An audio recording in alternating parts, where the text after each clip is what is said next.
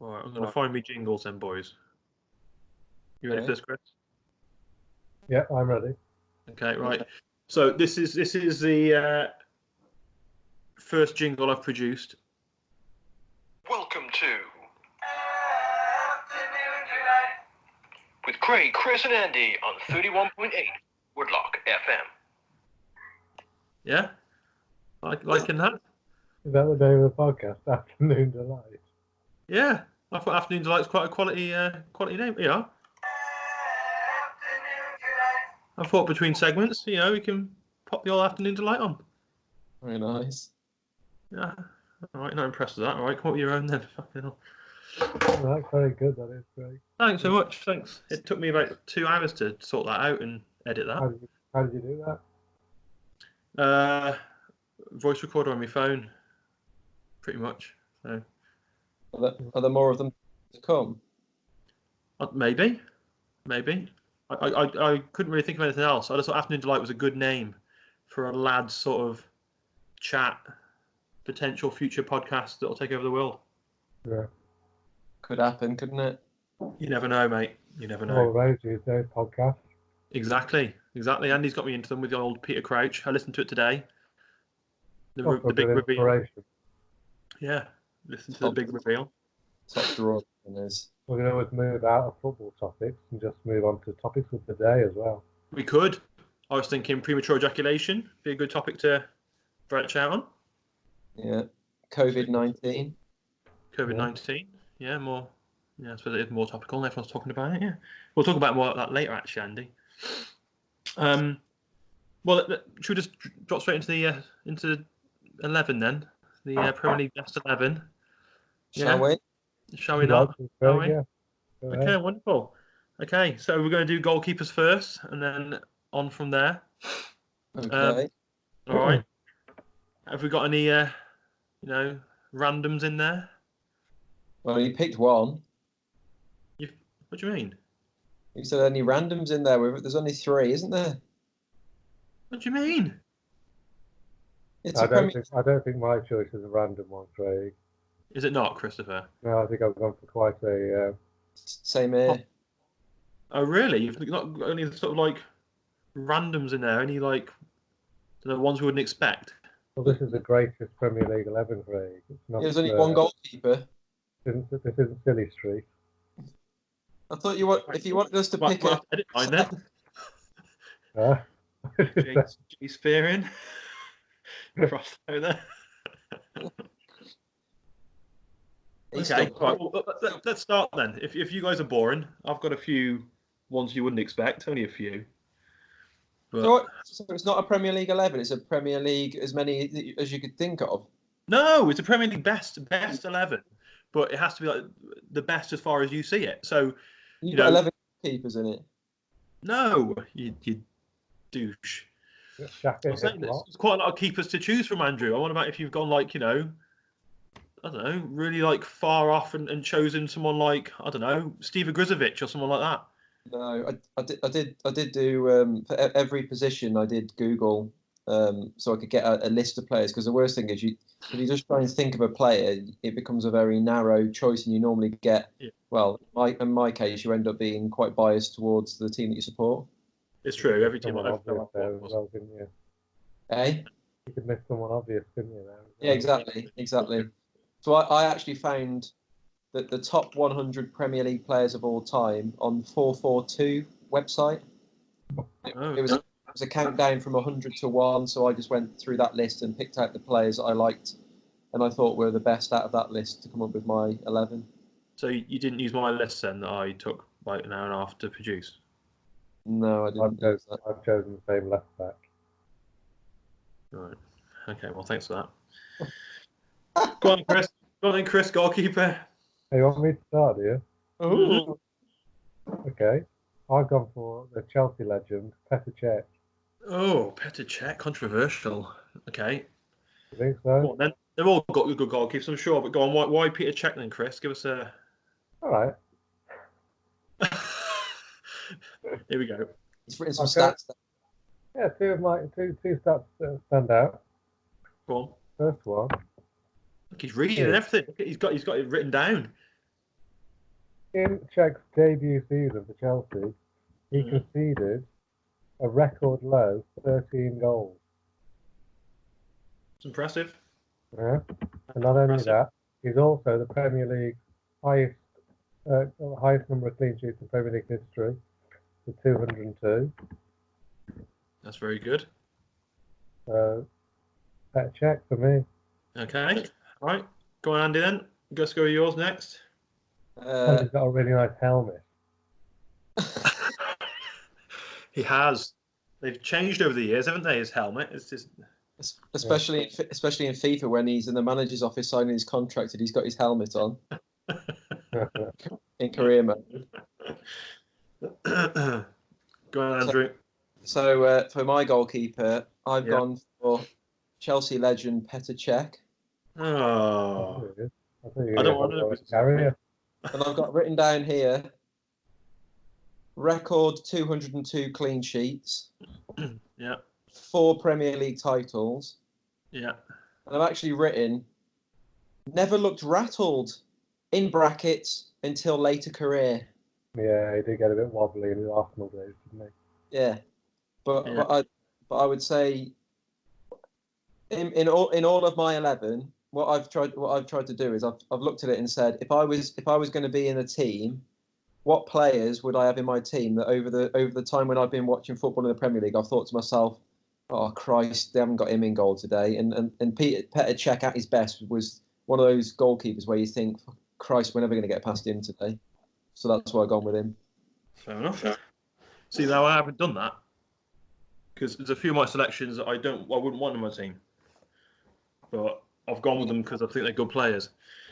So my goalkeeper might be a little bit of a surprise, not your usual selection. I've gone with Shay Given, my goalkeeper. All right, okay. Craig's playing silly beggars already, is he? Yeah. No, he's a very good goalkeeper. Yeah, so, longevity. Yeah, he didn't win the titles, no, maybe not. But his save to shot ratio was the best of any goalkeeper in the Premier League. Is that correct? That is correct. Correct. To be fair, he played for teams where he had plenty of shots to save, so it's probably... Yeah. So he's just a brilliant goalkeeper. I just remember watching. He's the only goalkeeper that I've watched on many occasions and thought, how the hell's he saved that? So that's my selection. I could have gone for the likes of Cech and people like De Gea and whatnot, but I just keep remembering Michael, yeah. But I didn't really watch him live as much, which I suppose isn't fair on him because But De Gea was keep making errors. Keep making too many errors. De Gea recently, and Cech made errors in the latter end of his career and stuff. So that Shay Given for me. So. I was close to putting De Gea, and again it was for the same reason as with Petr Cech, that sometimes when Liverpool have been playing Man United over the years, maybe not so much recently, but there's a few years when we played him and we should have won the game 3 or 4-0, and you couldn't get the ball past him. Yeah. He was unbelievable. And I've seen him live at Anfield, and some of the saves I've seen him make live at Anfield, I'm thinking no other goalkeeper that ever comes to Anfield would be able to make those saves. And De Gea was making them, but he has become dodgy recently. Remember at the start of his career when he couldn't, when all the teams were playing against United were putting somebody on him for corners because he couldn't catch it, could he? No. I remember it well. No, he's a brilliant keeper. Shot saves. The same as you against Liverpool. Like you couldn't get the ball past him. He'd make like 10 saves a game, which were like phenomenal, and we just couldn't get the ball past him. But it's just, you say, currently he's making too many errors. So that's the reason why. And obviously Schmeichel was my sort of second really to Shay Given.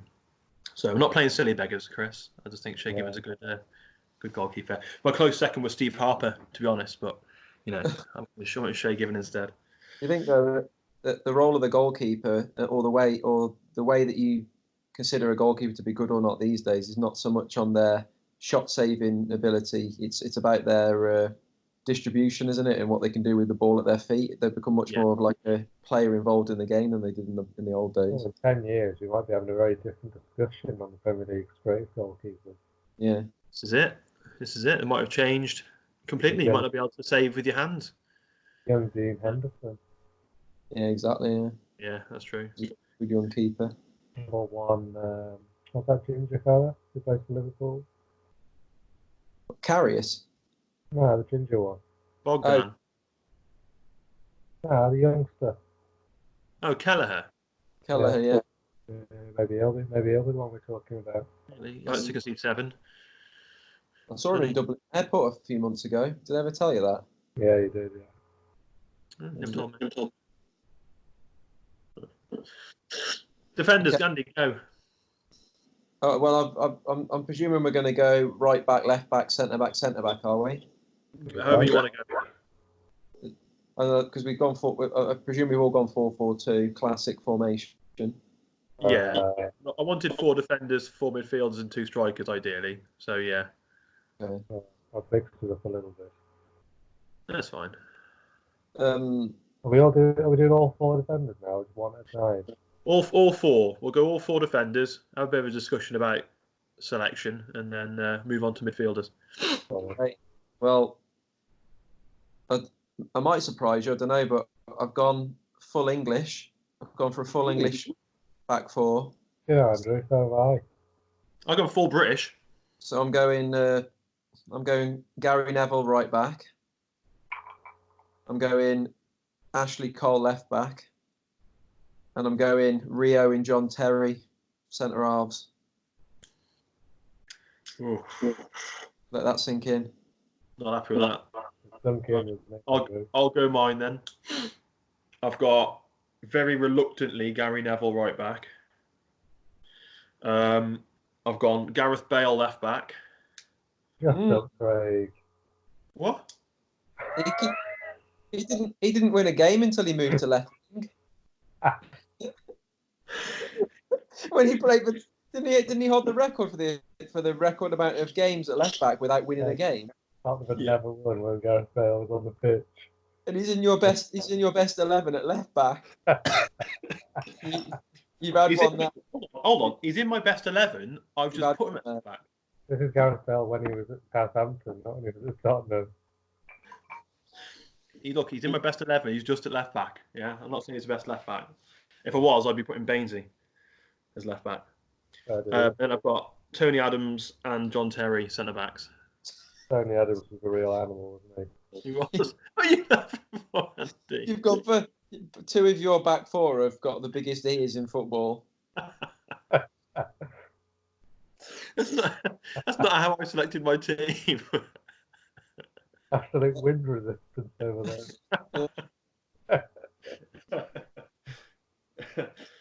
Anyway, that's my back. Christopher. Good looking man as well, Tony Adams, isn't he? Absolutely, Yeah. Good looking man.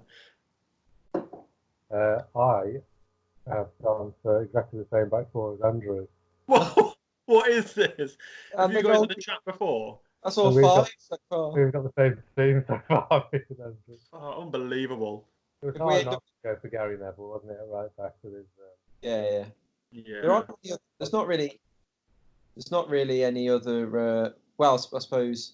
Yeah, there aren't any other right backs that you would say in the Premier League era have been top drawer and won stuff like he has. No. I looked at Pablo Zabaleta. Yeah. So then I just thought Gary Neville was superior. Steve Finnan, I thought as well, is a good, consistent right back, but nowhere in the same league as Neville. Give it enough time, and hopefully it'll be Trent Alexander-Arnold that we're talking about. Yeah. Honourable mention to Trent. I think he's well on his way. He's a better right back now than Gary Neville ever was. Mm-hmm. I would agree. Yeah, just needs to win some stuff. Need a few more years under his belt. Yeah. Well, I'm shocked that you've chosen the same, to be honest. Absolutely shocked. My only question of that, John Terry fine, Neville fine, Ashley Cole I don't rate, but Ashley Cole for a couple of years there was the greatest left back on the planet. Yeah, I didn't like him. See what he did to Cheryl? Well, this is it. That's the whole reason. And he ain't got a right foot. So, but he was quality, wasn't he? Was he? Was he quality? I don't recall ever thinking, "Oh, that was quality by Ashley Cole." He did it. He did it at Arsenal. He won the titles at Arsenal. Then he went to Chelsea and did it again. Yeah, but was it him or was it just the team he was in? Well, I know you can always say that, but he was an Arsenal invincible, wasn't he? Yeah. I know. I don't ever recall going. Oh, it's vintage. But actually, I don't ever. Do you know what I mean? Apart from giving the ball away.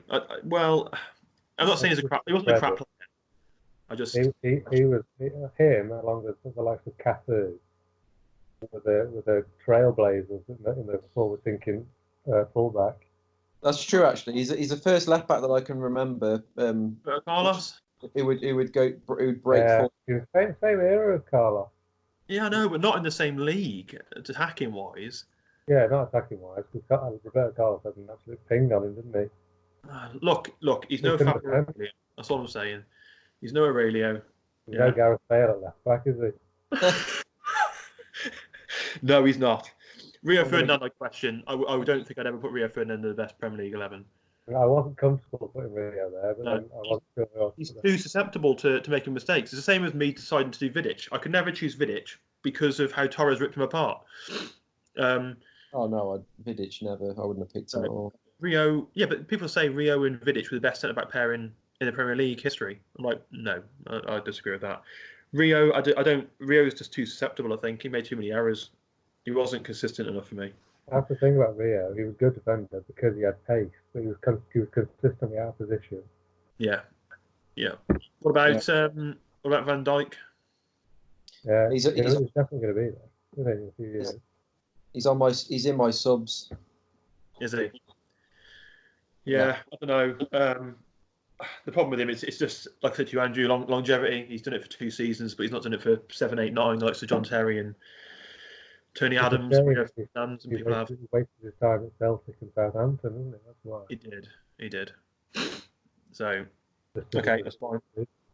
Just as an anecdote, Craig, to your Gareth Bale at left back, I'm just looking on Google, and it says, and I quote, "Bale's story is one of football's great turnarounds. A U-turn even his most ardent fan couldn't have predicted.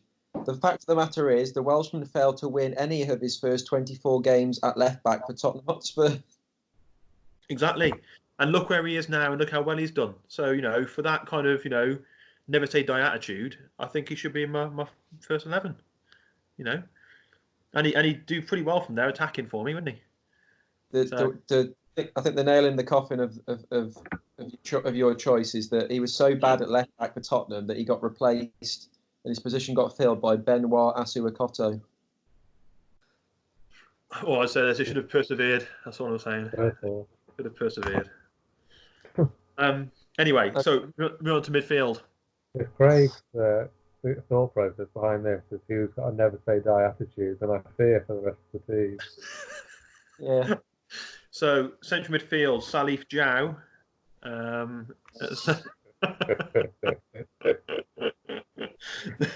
No. Palmer. Are we doing right, left, centre? Yeah. Let's do them one at a time and discuss each one. I quite like to hold it in suspense. Well, just to let you know, what I've gone for here is 3 centre mids and a central attacking mid. Okay. That's all right. Well, the choices that I've made here, apart from one maybe, you could probably interlink anyway. Even potentially one of the stories. It just depends, isn't it? The way the Premier League plays now, certain players where you put in set positions don't play there; they go elsewhere. Do you know what I mean? So it's fine how you've done it, no problem at all. So I'll go right midfielder first, and I've got Eden Hazard as my right midfielder. So again, it could be attacking right, it could be attacking left, potentially switch to the, you know what I mean? But he's just in the midfield is Hazard. Skilled man. Okay, what you Andrew? You want to go to your player now, or we're going to talk more? Yeah, I've got very, very much a right winger or right midfielder. I've gone with David Beckham. Oh, controversial. Okay. Well, I mean, he was awesome when he was younger. Used to score all kinds of goals. Obviously played in that Man United team. And then I would say that as he got older, he was able to adapt his game and he became more of a leader, obviously with England, but also with Man United, he changed his game a little bit and maybe sat back a little. But I mean, the guy's right foot was just the best Premier League scene. I agree. I do agree. But I just think that he he played to his fullest potential, which was brilliant. Don't get me wrong, but I think there are other players who have been more. I don't know, have done more for their team, etc. I don't know. I don't think he was always consistent. He had a great right foot, but other than that, and obviously determination and work ethic. But I think there were other players with more skill who brought more to their teams. But that's why everyone chooses their own 11, isn't it? So very, very handsome man. He was attractive. I'll give him that. But then so is Gareth Bale. So he's still alive. Hey, he's still alive. He still is attractive. Well, that's true. That's true. Go on, Chris. Give me one of your right central midfielders. I'll go for my right central midfielder. Who do I want to put right central field? Okay, I'll go with one that the two of you will enjoy, I'm sure. Mr. Steven Gerrard. Well, there's no need for a comment on that, is there? That's next. Just a shade given that is. Okay. Well, we can discuss Stevie. Well, Stevie's one of my central midfielders. If we wanted to put it in there, I presume Andrew, he's one of yours. He's definitely at the pinnacle. At the point. Yeah, he's there. Of course, he's there. There's lots of different reasons. There's a whole argument about Scholes, Lampard, Gerrard, and that's been going on for ages. But for me, in the team he was in and how well he played, it just brought the team on himself, didn't he? He did it himself in most cases. He was just phenomenal. The team won what they did because of him. It was a one-man show for over a decade, wasn't he? Yeah. And it was only in his. Oh fuck yeah, exactly. It was only in his later career where he was to have a few more players around him to take some of the burden off him. So the years when he had Alonso there, Mascherano, Torres, and then later having Suarez, Coutinho, Sterling that season, and then those were the two main periods, weren't they? Yeah. It's a question for you, Chris. Glenn Johnson. Did you say Glenn Johnson? That's what you said. Glenn Johnson. Daniel Agger, Martin Skirtle. Players. But yeah, I mean, we could sit here all night talking about Gerrard, and we shouldn't because there's other players. But obviously he's going to be in the best 11 all day long. Yeah. Here's a question for you, though, Chris, on it. Andy, you can get involved as well. I know we discussed this previously.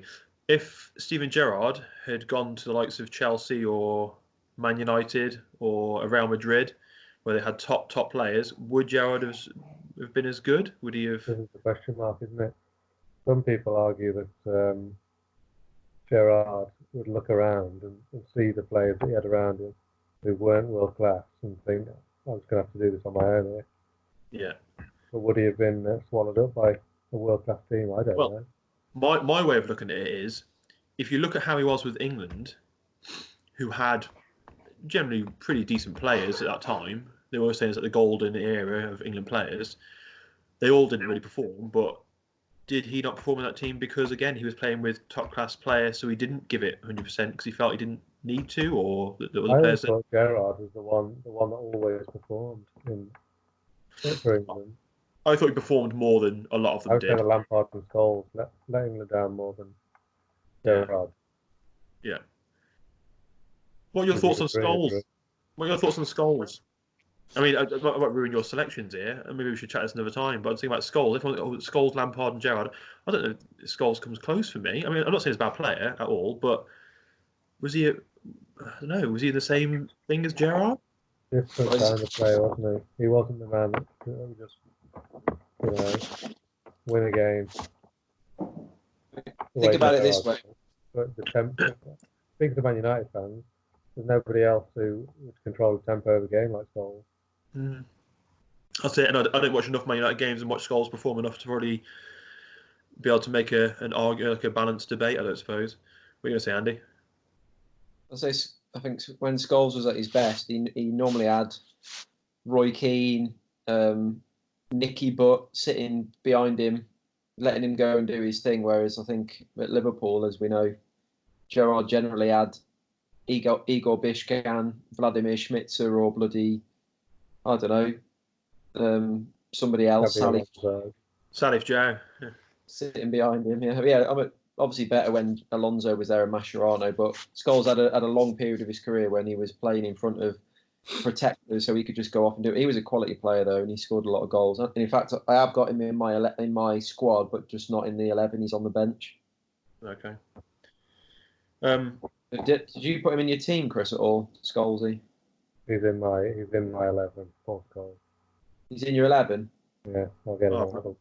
I've ruined it for you, Chris. I'm sorry. Well, no, it's fine. You had already got your second midfielder in, so I'll just throw Scholes in there now that we've already discussed it. Fair enough. Anything to add, Chris, on top of what we've already said regarding Scholes? No, I think you've hit the nail on the head there. Okay. What a volley he had! What a sweet right foot. He did have a good, technique-wise. Technically, he was a very good player. And let's also Ginger not as think. well, Craig. Say again, sorry? Ginger as well. Well, absolutely. Also, but yes. Ginger, he was. We can never forget the issue of Match magazine that Paul Scholes was in, where his testicle or his penis was actually showing through the shorts. Look through the shorts, isn't it? Claim to fame there. The Premier League's nothing. That Match cover was something else. Yeah. Shall I go over the next midfielder then? Please. Frank Lampard. I've got him me starting 11 as well. Yeah. I would never play him and Gerrard alongside each other. They had enough of that in England. But he's in me top 11. Just the impact, the goals he scored, and what you say, Andrew? Come on. So you just said in the same sentence, I'd never have Gerrard and Lampard in the same team, but I put them both in me. In reality, Andrew, you're being silly. In reality, now you're being stupid. So you look like the stupid one here now. That's right, stupid Craig Shay Given in goal, that is. Yeah, absolutely. I wouldn't play them I wouldn't select him to play in an actual 11 with Gerrard, but it's for best 11 players. He's in there. Yeah. I'll tell you what I might do. I might have Gerrard with another central midfielder and then put Frankie Lampard slightly further forward. Yeah. Okay. In an attacking role. Maybe that's what I'll do. Just mix it up a little bit. But he's anyway. Goal scoring midfielder in Premier League history. Yeah, exactly. Simple as that, really. I think he had more flaws to the game than people have said or talk about. Defensively, I don't think he was always great. I know he's a attacking midfielder, but he didn't always work enough for his team, I don't think, sometimes. But goal scoring, you just can't. It's amazing. He scored some great goals. The impact he had at the Chelsea team. So, yeah, Frank Lampard for me. How about you, Andrew? Also, I was just going to add, I got Lampard on my bench. The other thing, remember Lampard went to Man City and he was still banging in goals at Man City when he was bloody 30, whatever he was, late 30s.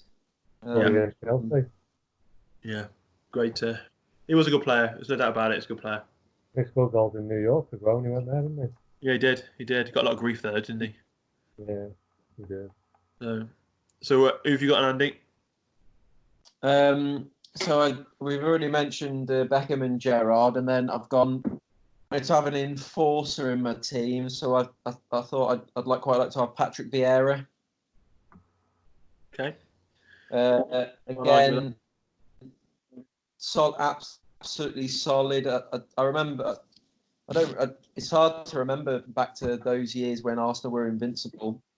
Being a bit older now, but I do remember watching games and thinking, bloody hell, Vieira, he's an absolute. He used to games so that the other players could go and do what they did, and he was solid as anything.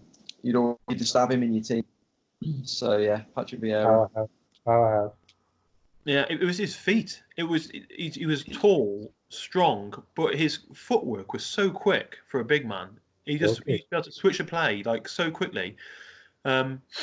Yeah, it reminds me of in the way the way Lallana turns and be able to change the way of the football's going. He switches it that way. If he used to do it all the time in midfield, it was just so impressive. And centre backs now just do it like Van Dijk just does it now without even thinking. Like it was just turn the ball or switch it each way. It's just Vieira started doing that, and it was amazing. So, great choice.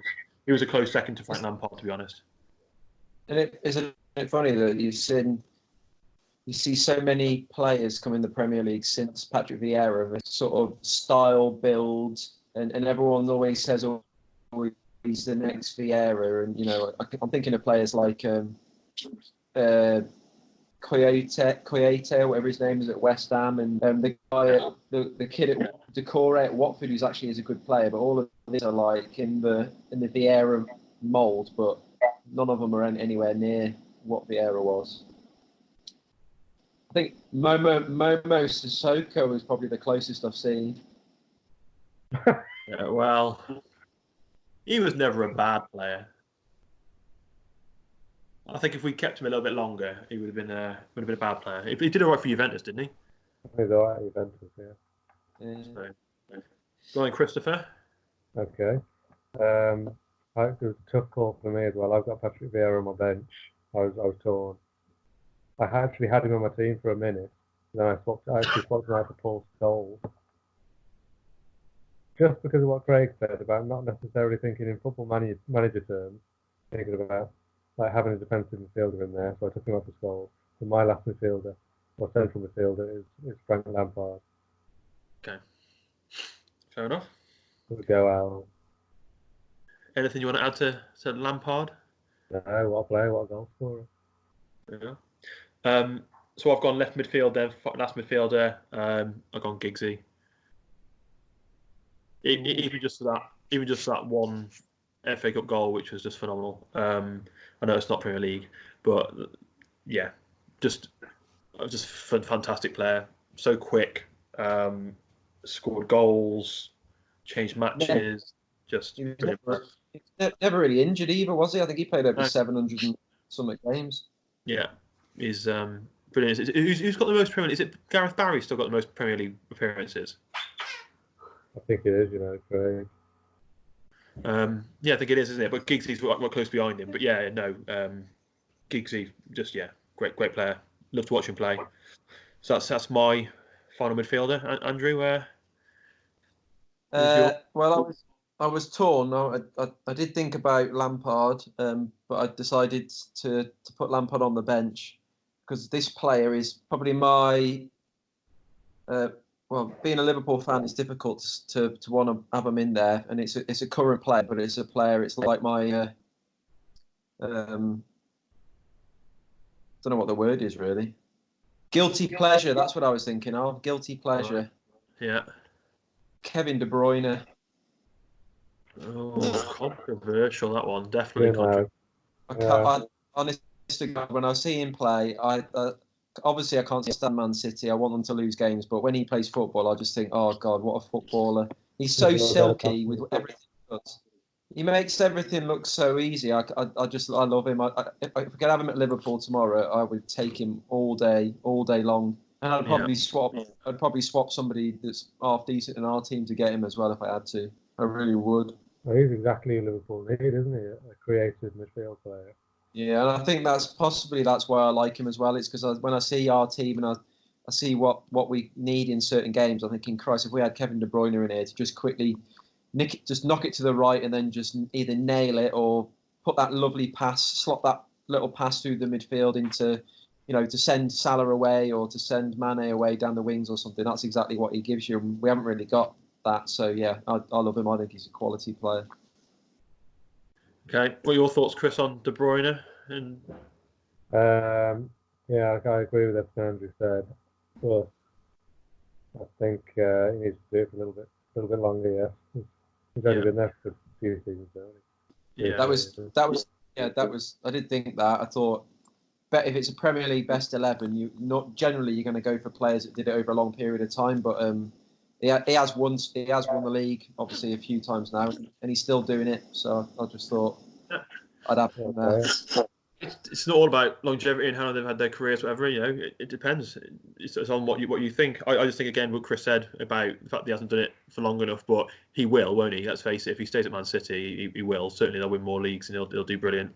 For me, still he can fade in and out of games. De Bruyne sometimes he'll.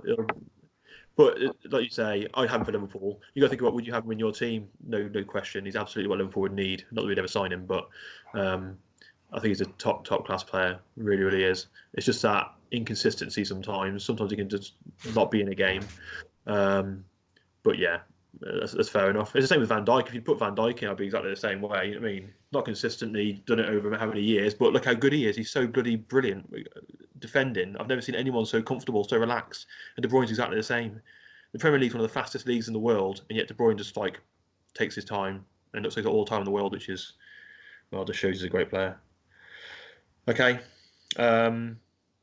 strikers then. This is the interesting bit. This is what Ian Wright, Shearer, and Lineker obviously chatted about. Top 10 strikers in the Premier League. Has some great names on there. Some absolutely phenomenal names. So I'm really intrigued as to who you've got. Go on, Chris. All right. I thought you were going to say something. Well, I am. You haven't got the fourth midfielder in there yet. Oh, sorry, Chris. I've talked it off. I forgot about your midfielder. It's all right. It kind of fits anyway, because it's sort of a central midfielder, an attacking midfielder, / centre forward. I really wanted to get this guy in my team. Go on. Yeah. I haven't done either of my striker positions. I want him in my team, and that's Wayne Rooney. Ooh. Well, you can't argue that. Go on. Give us well, obvious reasons why, I'm sure, but give us the reasons why. Control games, won games on his own. Man United's all-time highest goal scorer, goals, assists, work rate. England's all-time goal scorer. What a player! Yeah. Did it for God knows how many years as well. Yeah, I agree with you. I didn't want to put him as a striker, found it difficult, but he was definitely in the argument for it, in the race for it. Great player, absolutely fantastic player. That goal against Arsenal for Everton, his first ever goal.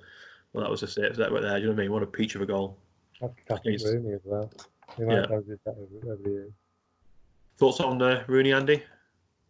Well, I've got 4 strikers that two in the team, 2 on the bench, and I could have easily interchanged all 4 of them into the team. It was really hard to make my decision. In the end, I did put Rooney on the bench rather than in the 11, but he was originally in my 11 as one of the strikers. So that tells you everything you need to know. He's just a top player, isn't he? Didn't do it against Liverpool, did he? Really? I think he's got a few goals against Liverpool. A few, but not as many as you'd. But as I say, was that because it was Liverpool? But not necessarily. We had some really crap teams that played against defensively, but I don't know, for some reason he never scored many against Liverpool. But no, great player, absolutely great player. The sadness of Rooney was always the injuries at crucial moments, wasn't it? Like with England, if we kept him fit and different blah blah blah. In what year was it? 2006 or whenever it was, the Euros, and but yeah, you can't argue. You can't argue with the goals he scored. He was moved positions. Loads, wasn't he? Like he was never always put centre forward. A lot of times in his career, he was put out to the wing. Sometimes defensive midfield. Yeah. You know, he was never actually consistently used as a striker. If he'd been put there, he'd have scored loads more goals probably. He might have been challenging Shearer for like top goal scorer. You know what I mean? Potentially. That's part of the reason. Part of the reason why is because he was like James Milner. He could play every position and he could be classed there. If he was just a striker, then he obviously would have been. Definitely. It's a shame that he was so good in every other position. Yeah, it's a shame. Like if he needed to, then he could play him out on the wing. Or... Agreed. You just hit on something there that is quite an important, well, quite a good one. And although it didn't make my team, but made my substitutes, James Milner, hatchet man. Played for loads of clubs, played in pretty much every position on the pitch, won stuff. Won leagues, so I've got Milner in my squad.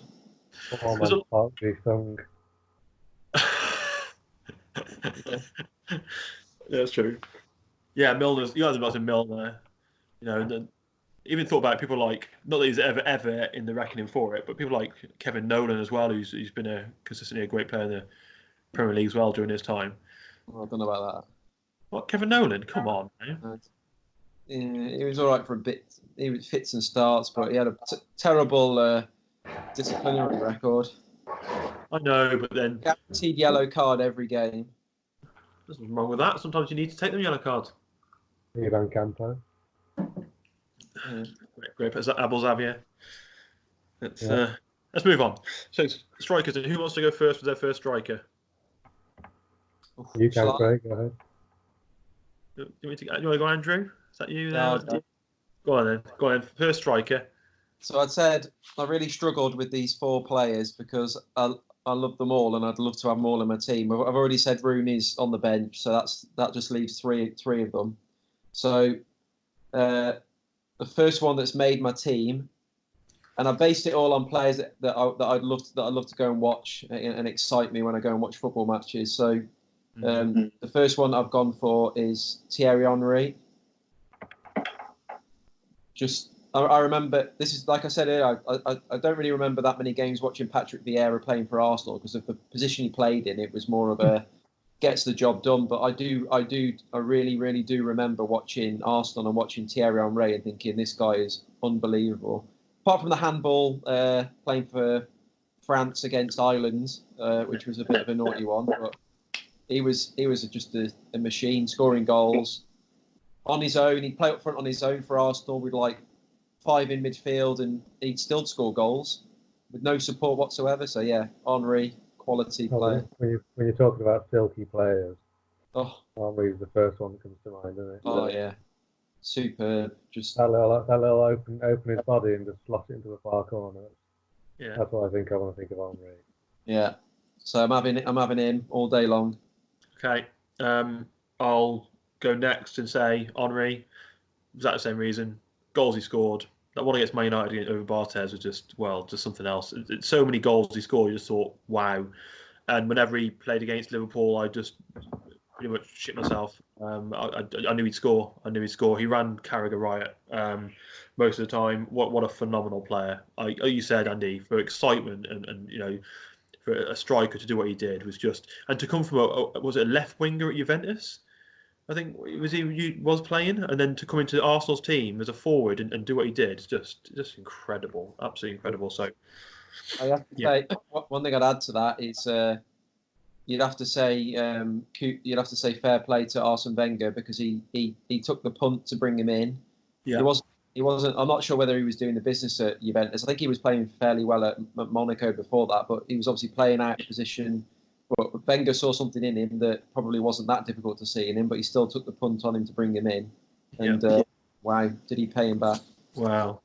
He went back to left wing with Barcelona, didn't he, Henry? Yeah. Yeah. It was Messi, Henry, and then Eto'o up front. Yeah. Was Ronaldinho in that team as well? No, I think it was just after Ronaldinho, because he was on the left before Henry. Can you imagine them lot? Bloody hell. Oh, Neymar, Suarez, and Messi were the bad forward three, was it? No, quite. Go on, Chris. First striker. Okay. I've gone for a current Premier League player. Oh yeah, I can guess. Sergio Aguero. Of course.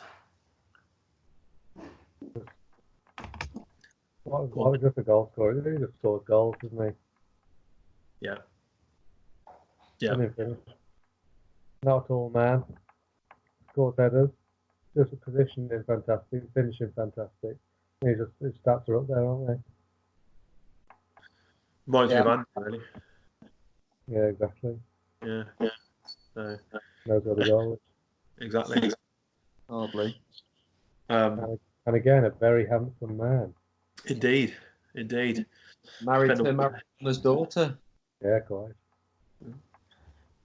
Yeah, great goal scorer. I can't even add much to that. Scores goals consistently, isn't he? If you want a striker in your team and you want to score goals, you put Aguero in there. He's phenomenal, done brilliantly. Anything for you, Andrew, on Aguero or? Well, he's my other striker in my team. So I thought it would be that. And I wrote down after his name, I put Sergio Aguero, goals.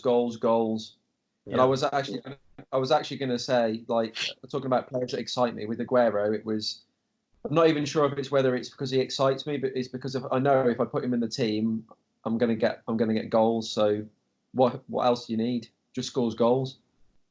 Yeah. Full stop. Yeah. What you want from your striker? Who's your third striker, Andy, or the third one you didn't put in? Well, yes, on Aguero, I put that because he scores goals, and he's one of those players that when he gets into that position of is he going to score, isn't he going to score, he's one of those players where you think he scored. Like there's not even a question as to whether he's going to score or not. It's a done deal before it's even in the net. The other player that I didn't put in my team, and I very nearly did, and you might not. This is definitely one that you'll say didn't do it for long enough, but Luis Suarez. I had a feeling you were going to say that. Yeah. I've never been. I think I've said to you in the past, Craig, that when Luis Suarez was playing for Liverpool like he was that season when he was scoring all those goals, there was times when I was at the game where I was nearly in tears because I couldn't believe what I was watching. That there was somebody playing in a Liverpool shirt that was doing the things that he was doing, and I was thinking, how is this guy able to do what he's just done? And he was doing it week after week after week. So the most exciting player I've ever seen at Liverpool, and that includes Steven Gerrard and Fernando Torres. He was something else. He was great, wasn't he, Torres? Strange. He wasn't necessarily the most skillful player, but he got past players and he just found a way to get it in the goal, didn't he? Absolute meg machine as well.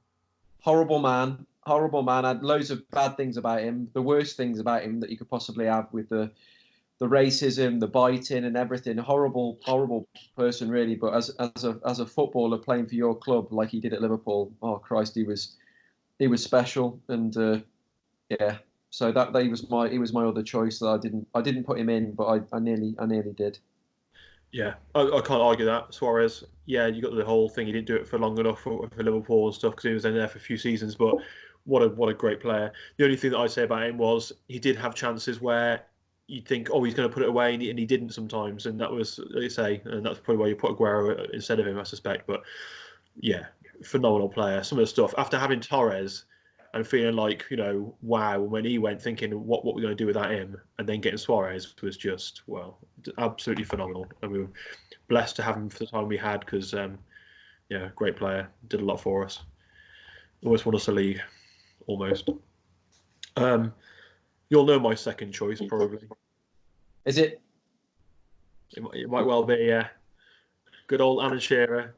260 goals, highest Premier League goal scorer. Serious injury, still came back after that, scoring, banging the goals consistently for a team who, Newcastle, generally, who scored most of his goal for. I know it was Blackburn as well. But Newcastle, who weren't a top team by any means, but still managed to score goals consistently. Yes, there were penalties. Yes, I get that. But consistently scoring. If you wanted a goal, Shearer would get it for you. So that's basically why. Any idea how many penalties he scored out of that 260? No idea, but it's got to be in the 30-odd mark, I think. Mm-hmm. I think in the 30-odd. But I'll have to check it. I don't know. Mm. I know that he'd still be the Premier League highest scorer, I think, without. I'd have to check it. I don't know. So he's my very close second with, third, Aguero, and then I had Suarez as well as like my other ones. So Is Chris checking? Okay. Go Andy. Just Shearer was an obvious choice to put in. The only reason why I didn't put him in, and obviously I haven't put him in anywhere, not even in the four that I chose. And the thing with Shearer was that I absolutely loved him. Obviously, I loved him for England. The reason I haven't put him in for my Premier League team is that even though he scored the number of goals he scored, nothing that he ever did at Newcastle with the goals he scored ever really mattered or made any difference. Yeah, because he was scoring all the goals for a team that never did anything. So I was just thinking, I don't know. It sounds like a really stupid thing to say, and it probably is because he still scored 260 goals in the Premier League. But I just felt that the other players I put in were players that also they impacted their team so much and ultimately helped them to win things. Apart from Suarez, obviously, but that was a slightly different one because of the exciting factor that he got with him. But that's why I didn't have him in there. But I can understand why you put him in because he just scored so many goals. How many pens, Chris? 55. Oh, Jesus, a lot more than I thought. And all Premier League? Yeah, 55 Premier League assists, but that only takes him down to 205. And Wayne Rooney scored second with 208 Premier League goals, and he scored a load of penalties as well, didn't he? Oh, yes. Well, a few at least. So it'd be a lot closer, though. But Still always scored penalties, didn't he? I suppose it's not always the easiest thing to do. But anyway, yeah, I just like Alan Shearer. I've always liked Alan Shearer. I'd have him in my team. Celebration as well. Yeah, well, exactly. Like Sonic. I suppose I get it. It could be Andy. He didn't score the goals. He may have scored like 6 against a team in the relegation zone or something like that. But I don't know. I liked him as a powerhouse, proper centre forward. I think if he'd gone to the likes of Man United when he had the chance to, he probably would have won a lot more and maybe even scored more goals. Who knows? But it's his choice at the end of the day. So. Imagine Alan Shearer in that Man United team. Oh, incredible! Would have been incredible. They had the likes of Andy Cole and Dwight York, didn't they? Well, this is it exactly, and Nice Troy afterwards. So, go on, Christopher. Second striker. Alan Shearer. Yeah. Oh wow. Okay. I wasn't expecting that. For all the things we've already said. Oh, I wasn't expecting that. Fantastic goal scorer. Wasn't blessed with huge amounts of pace. Yep. But found the positions, found the goals. Similar to right now in my current one of my favourite Premier League strikers anyway, other than Aguero, Harry Kane. Yeah. Very similar. No good goal. Not necessarily massively fast, but he's a proper striker, isn't he? So no place for Henry in your 11, is that right, Chris? He's on my sub bench. Ooh, interesting. Has Harry made your subs bench? No, he hasn't. No, nor mine. I didn't even consider him. I didn't until Chris just mentioned him. I hadn't even thought about him. No, he crossed my mind for a brief second, but you can't put him in ahead of the likes of Aguero, Henry, Rooney, Shearer. You can't. You just can't. I'd probably put him in ahead of Suarez. Yeah.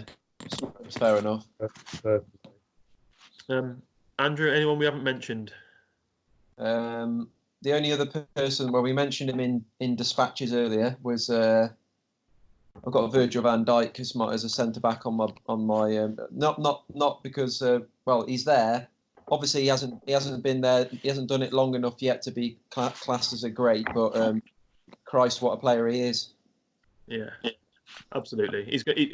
It depends how Liverpool go and whatever. Hopefully, they stay as a top team, and you know, you always worry with Liverpool for some reason. I always do, but you suspect that he'll always be there for a long time anyway and doing his thing. He's so competent and so relaxed, and he just seems to just think it's just easy for him, isn't it? It's just so easy for him. As long as we get someone to go to do, I don't know, Chris on the move. As long as we get someone alongside him who's consistent, we'll be all right.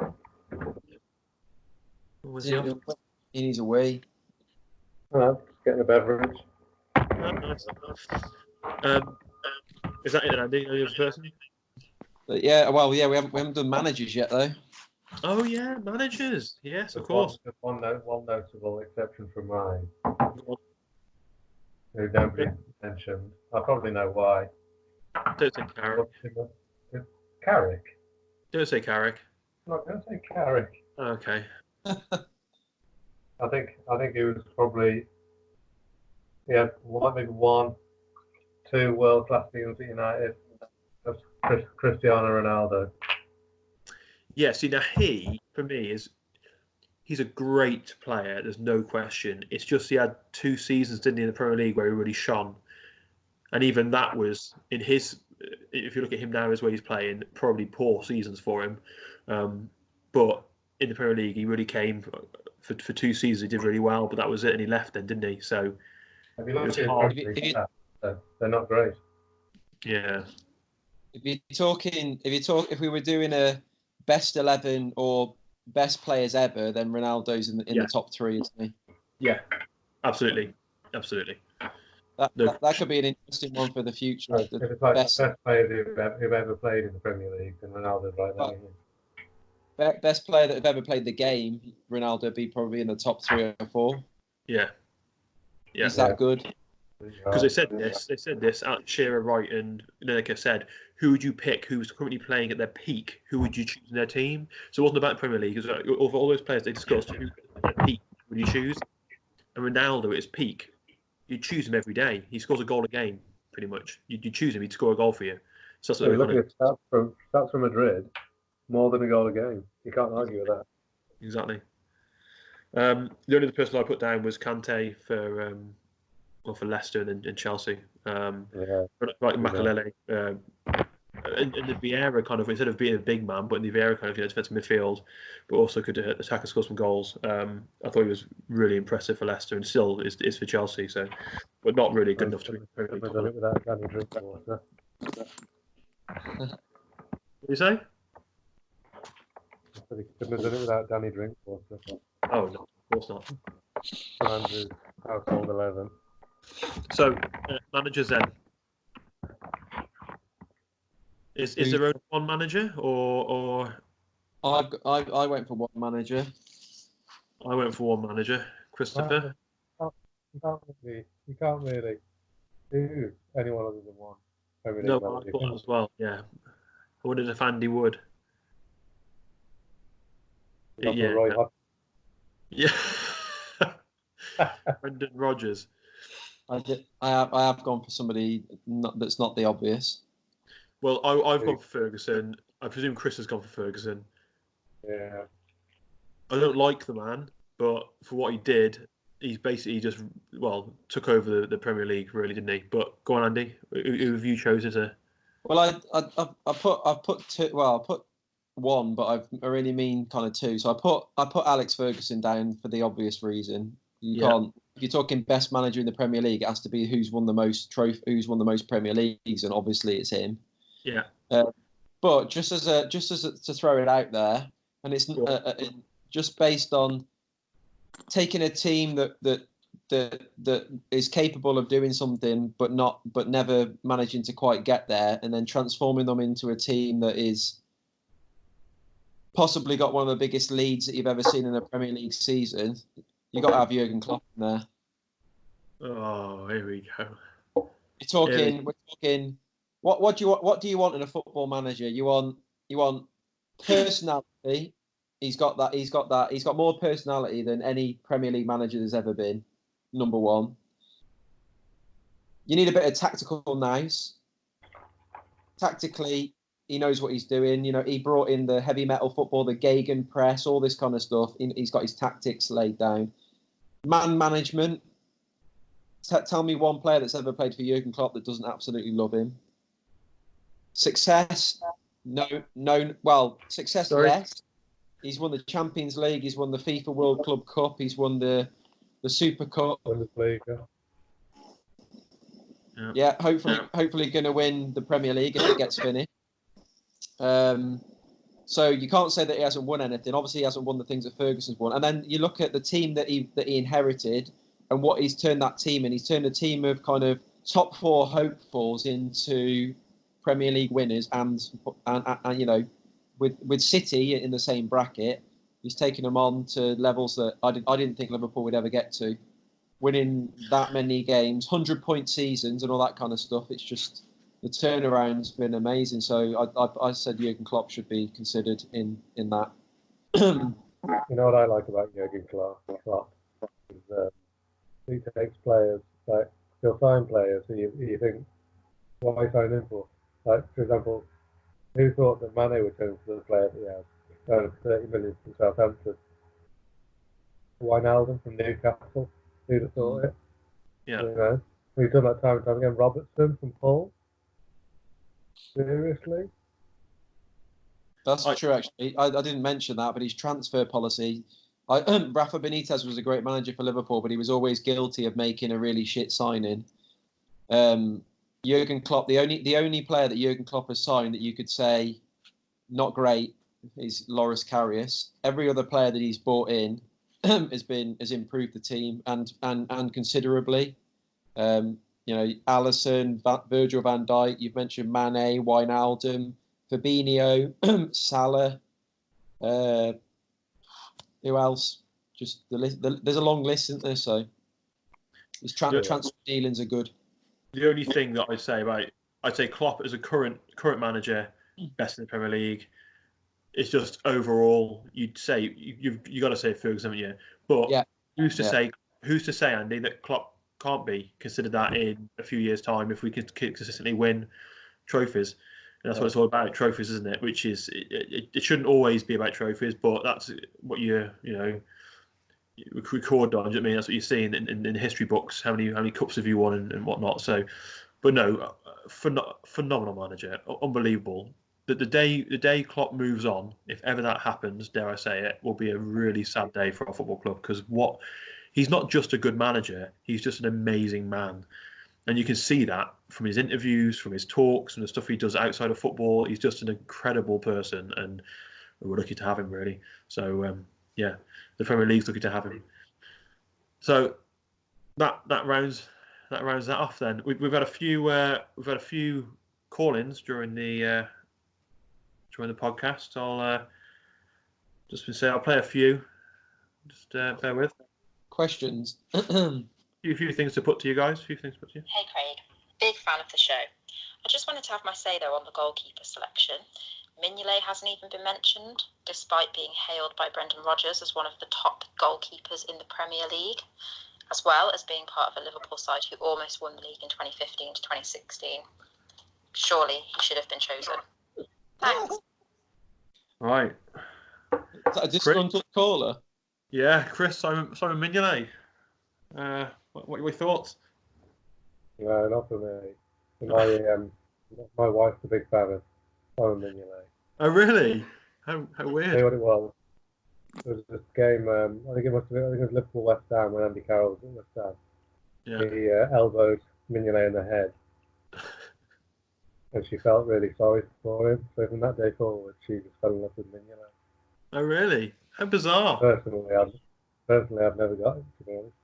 A great shot stopper, but loved a mistake. Yeah. Yeah, I agree with that. Great shot stopper, but always prone to mistake in the air, especially. Yeah. Andrew? You can't.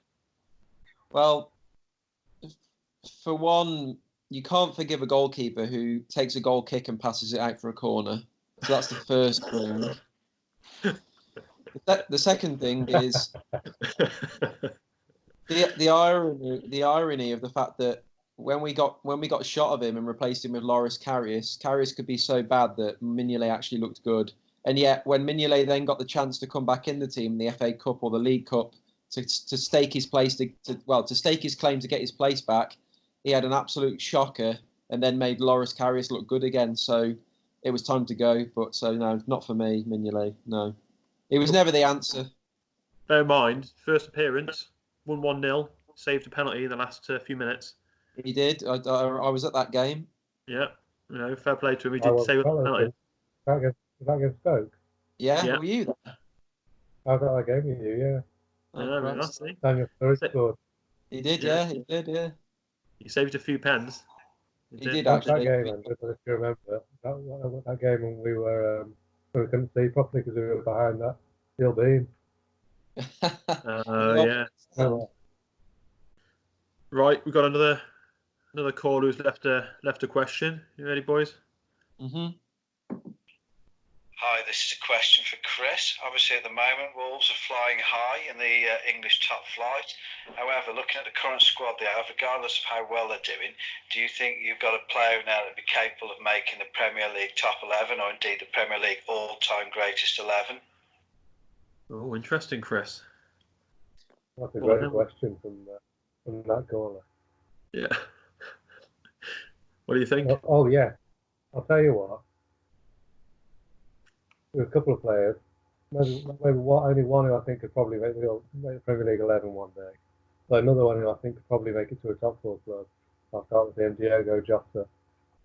Yeah. And actually, 3. Raul Jimenez as well. Raul Jimenez and Diogo Jota, I think, could play for a top 4 club. But I don't think they're going to be anywhere near Premier League or time greatest 11. One player I do think could is Ruben Neves. Yeah. Yeah. He's a bit of a stall. Scored absolute screamers. Controls the tempo of the game. So I think you put him in a team with world class players around him, and he'll run the show. Yeah. Still very young as well. All great players. My favourite player for Wolves is naturally Conor Cody. I just love him. He's a leader of the pack. He's just brilliant. He puts himself on the line. That sort of player. Do you know what I mean? I just absolutely love everything about him. I think his general work ethic and his feelings. Even when he talks about the game, you tell how passionate he is. He just loves football. I think he's a great lad.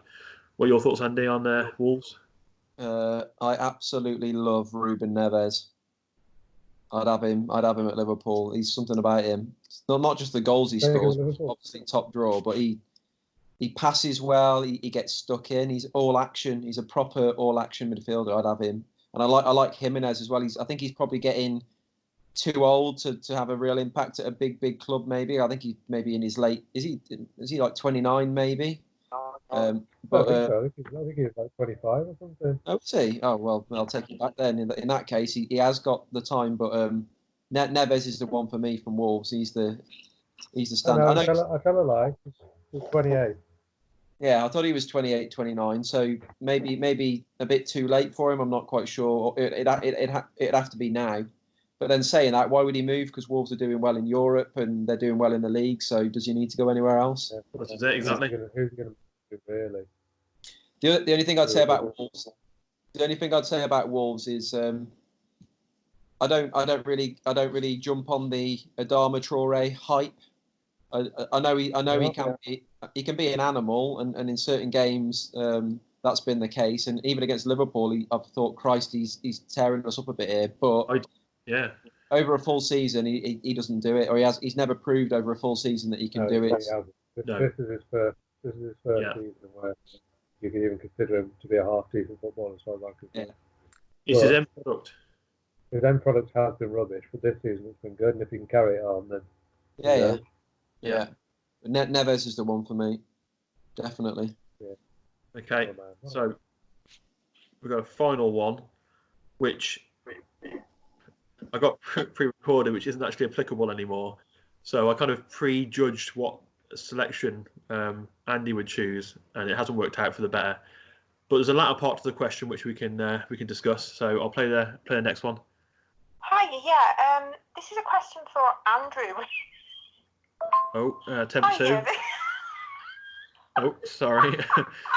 Attempt number 3. Hi, yeah. This is a question for Andy. Quite heavy on the Liverpool players there, mate. See, notice you haven't really included any of the quality players from any of the quality teams, like Everton, maybe. Big Dunk, people like that, Pickford. It seems very, very Liverpool there. Okay, so that was me preempting you choosing as a Liverpool players, Andrew. But anyway, Everton. Any Everton players apart from Baines, who I've briefly mentioned, but any Everton players, Andy, you consider? Like some Neville Southall?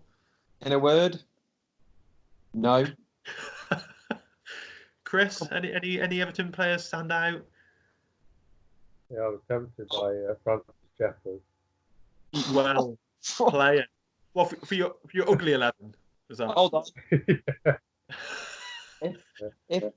If there was going to be one, if you said to me, Andy, you've got to give me one Everton player in the Premier League decade who you would reluctantly say, yeah, half decent. And I've got 2 reasons for it. One is because he's half decent, and one is because he always had a cracking goal celebration. Tim Cahill. Tim Cahill, definitely. He was a good player for them. I don't know if he'd be a good player for a top team, but for them, he was very good. Oh, yeah. He was iconic, wasn't he? He was like a, what do they call him? Yeah, what about Mikel Arteta? What, like Arteta? What about Arteta? Do you think? Well, he was good, but they were still good, not great. Yeah, not great. Be interested to see whether he's a better manager than he was a player. He was all right. He was a half decent player. He never played for Spain, did he, or anything? So never quite made it. No, exactly. Not having Everton. Okay. Right. I've got some trivia stuff, but I notice the time's cracking on, so it's almost 10 now. So I can throw a couple of questions out if you want to have a crack at them. Yeah, why not? Happy to. Okay. Right. We won't throw them out as necessarily a quiz. We'll just have a general. I'll throw the question out. You guys can discuss and see if you can get any answers. So we've got, which 7 players scored 50 or more Premier League goals for Chelsea FC? 50 or more. 50 or more Premier. Players. Premier League goals for Chelsea, 7. Only Okay. 7. Oh. Go on, Chris. Frank Lampard. Should we take it Indeed, turns? yeah. Yeah, take it in turns. So Didier Drogba. Drogba, Lampard, yes. Who else? Nicholas Anelka. No.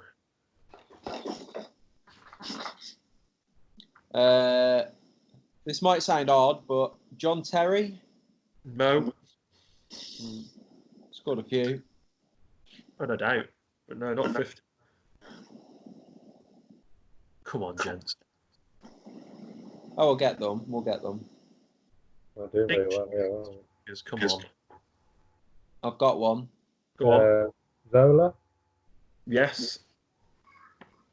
Eden Hazard. Yes. Yeah.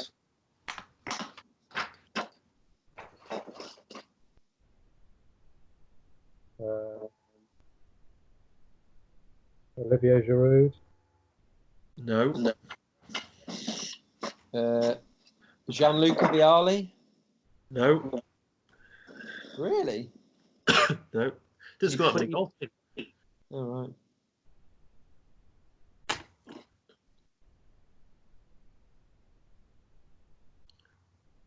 Put you out your misery. No, not yet. We got 4 so far. Yeah, you got 4 so far. 3 more. They're going to be strikers, aren't they? So, Yeah, all strikers.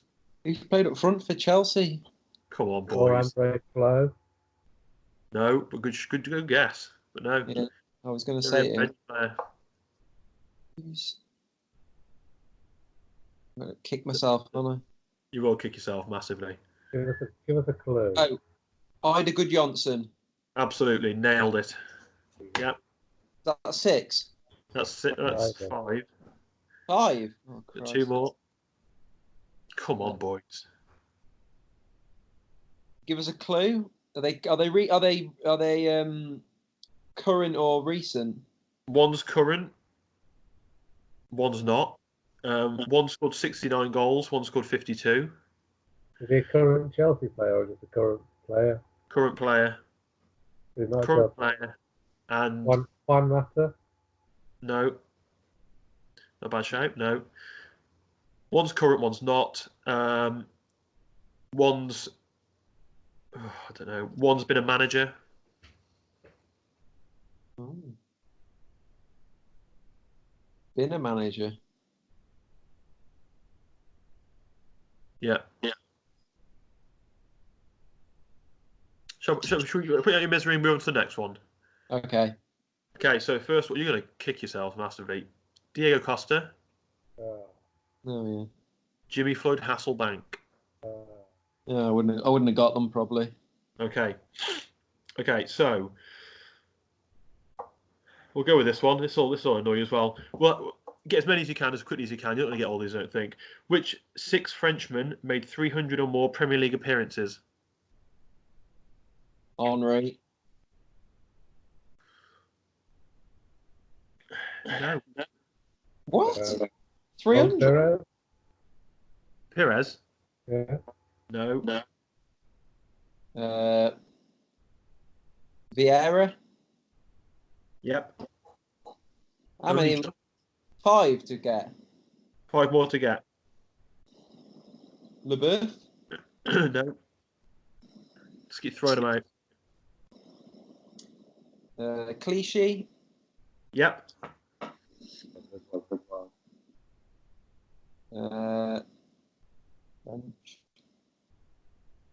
Hugo Lloris.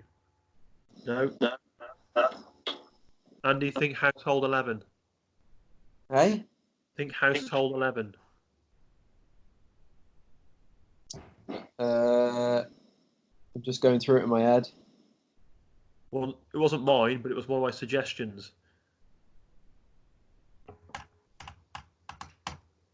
I can't remember. Okay. Oh, Desai? No, but a good shout. So he's just guessed to the birth as well. Thank you. Kante? No. I'll put you out of your misery. We'll move on. Distan, dustbin. Nicholas Anelka, Steed Malbrank, and William Gallas. Okay. That was a tough one, that, Craig. Okay, so it's a better one. Which 6 players made over 250 Premier League appearances for Liverpool? Stevie G. Yep. Jamie Carragher. Yep. Pepe Reina. Yep. How many is there? 6. 6. Xabi Alonso. No. Oh Christ. Sammy Ipia. Yeah. 250. Did he a man? No.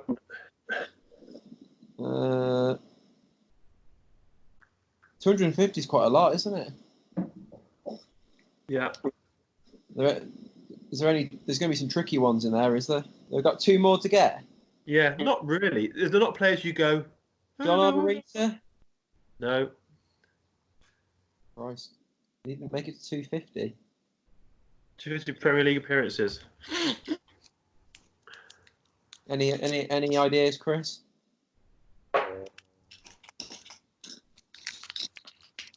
Robbie Fowler. Yeah. Christ, I'm not going back far enough. Steve McManaman. No. Michael Owen. No. I'll give you a clue. Current. Yeah. Jordan Henderson. Yeah.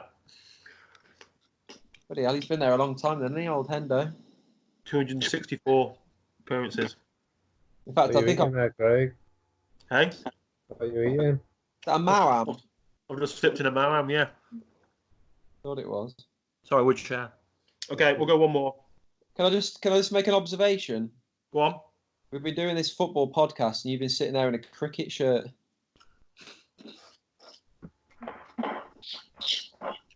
Yeah, because, you know, it's on lads, chat. Do you know what I mean? It could be any sport, can't it? Okay. All right. Give us a clue for this last one then, Craig. Okay. I shouldn't need you, Chris. You'll get these, Chris. You'll get these. Who were the last 5 players? Oh, we had another Liverpool player, yeah? Found it. Did we? Jordan Henderson. Oh, I thought we had another one. No. Who were the last 5 players to win England caps with Portsmouth? Glenn Johnson. Yeah. Peter Crouch. Yep. Jermaine Defoe. Yep. Good shout, that.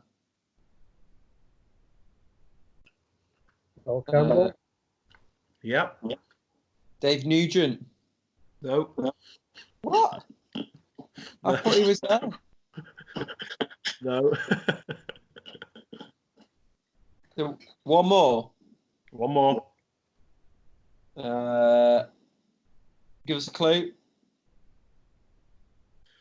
Give us his position. You should know who he is. He played for Liverpool. He plays for Liverpool? No, he played for Liverpool.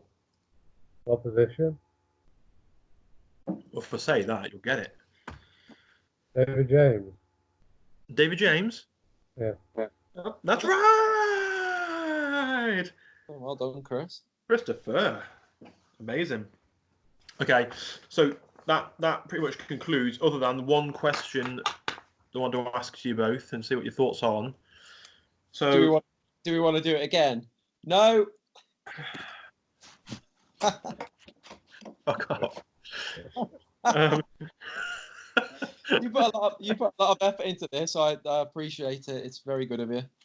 Thank you, Andrew. I hope you've enjoyed it. Regardless of whether we do it again, I hope you enjoyed it.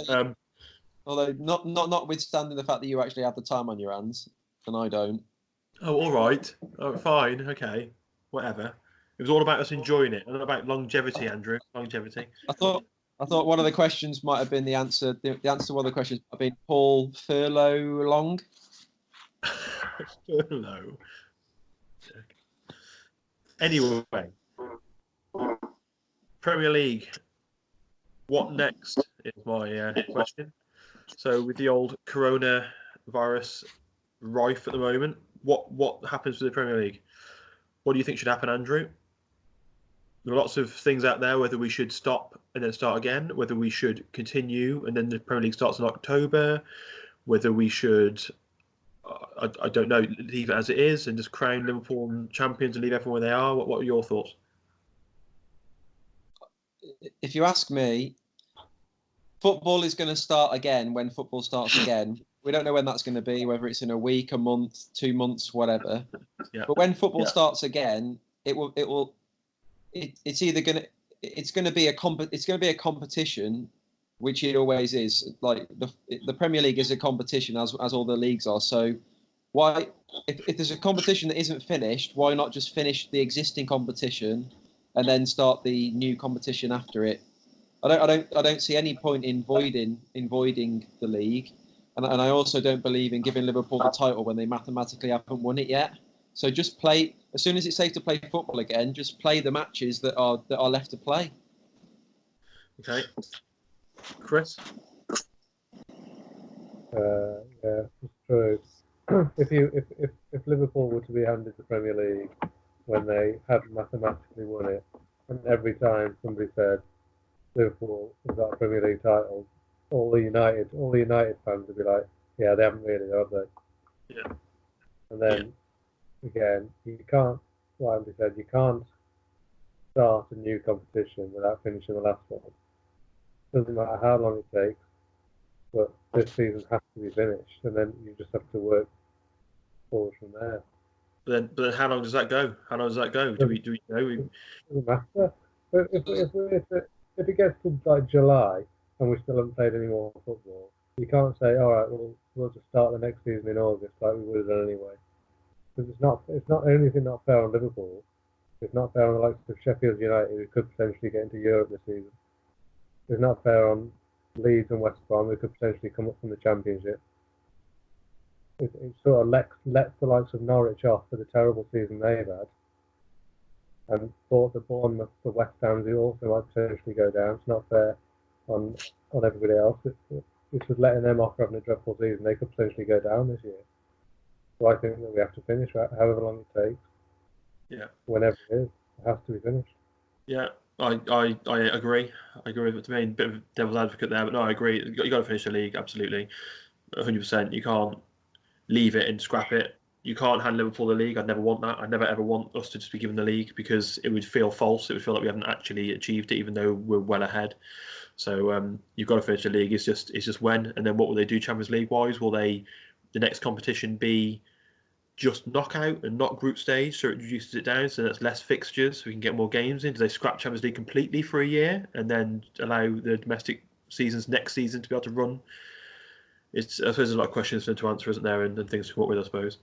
I think I'm a little bit more open to the idea of not finishing cup competitions or finishing them and not doing them next year. Yeah. Or playing the second leg of the round that's just finished again, and then see what happens after that. Or just doing one leg tie, something like that. Yeah. Well, yeah, maybe. And the draws, just if you're home, and that's just the way it is. Maybe. I guess I'll look into that. Yeah, on neutral ground, I don't think so. No, I think if you're just drawn at home, you're drawn at home. You're seeded, and that's just the way it is. And I don't know. We'll wait and see, but I come up with it. But no, we're all agreed. Definitely, it's got to finish the season. Even if it's behind closed doors. Yeah. Because it's done, then it? It's done. At least we get a conclusion that way. It doesn't matter. 100%. Yeah. So, okay, that kind of concludes it then, guys. Unless you guys have got anything else to add. Oh, I just want to thank you for your hard work in organising this podcast. Yeah, thanks. You may have work, but I have 2 children. I'll have you know. All right, it's fucking hard work.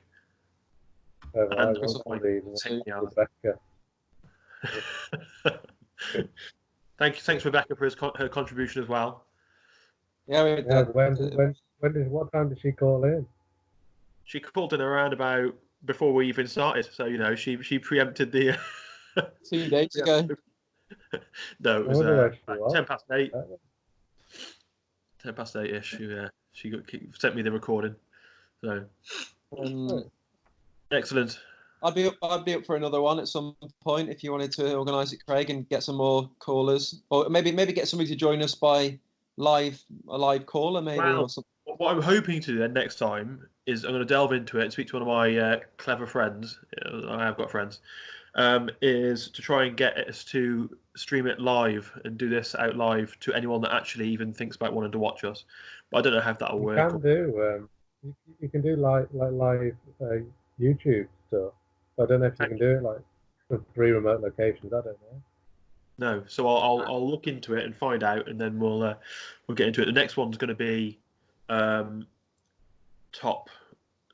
top Liverpool 11 is what I thought. Fun for Chris. But no, Chris. Of all time, or just Premier League? Well, I was going to go of all time, but it's very tricky because we don't really know. So it's going to have to be Premier League, probably Premier League seasons. The last 40 years. Yeah, well, maybe. Or we could choose something else, or topical best ever 11, or we could literally get away from football and talk, golf. If we wanted to talk golf, I wouldn't have much expertise in that, but I could try. So, I'm up for anything. Any issues in the bedroom, any other issues, we could discuss that on here. If you want to open up, this social, isolation could have caused you a few issues you need to talk about, get off your chest. I'm up for that kind of counselling session. Craig, the agony end. I'm up for that. I mean, I've got all the advice. Absolutely. Right. Look at me. Living it high here in Woodlark. What? He's got his family behind him all the way. Well, indeed. Can't get away from them. Okay. Well, that's goodbye for me. Are we having the jingle to see us off? Oh, if you want to have the jingle just to sign us off, hold on then. I'll get sound effects next time. So when Chris says something that's quite controversial, we'll have the bomb sound. Oh, this has dropped a bomb, as you do. Oh, Claire sent in another question actually, Andy. Yeah, hilarious, Andy. Claire sent in another question actually, which I preempted. Hiya. So I see you've gone for Van. That's just a practice. Sorry. Hiya. Yeah. My question is to Andy. I see you've gone for Van Dijk in defence. Any particular reason, seeing as he's only really come into his own in the last 2 kind of seasons? What are your thoughts on Ferdinand or John Terry maybe? I feel like they're probably better. Great. Hi, yeah. Okay, whoa, shut up, Claire, shut up. Yeah, I kind of pre-guessed your what you're going to put in your team, Andy. Yeah. Yeah, all right, sure. Welcome to with Craig, Chris, and Andy on 31.8 Woodlark FM. Well, there we go. Very good. Thank you. Very fun. There we go. Lovely. Thanks, gents. Till next time. Stay safe and wash your hands. Wash your hands. Stay home. Stay safe. Wash your penis, Chris. Wash it. Protect the chest. Goodbye. Bye. Ciao. Bye.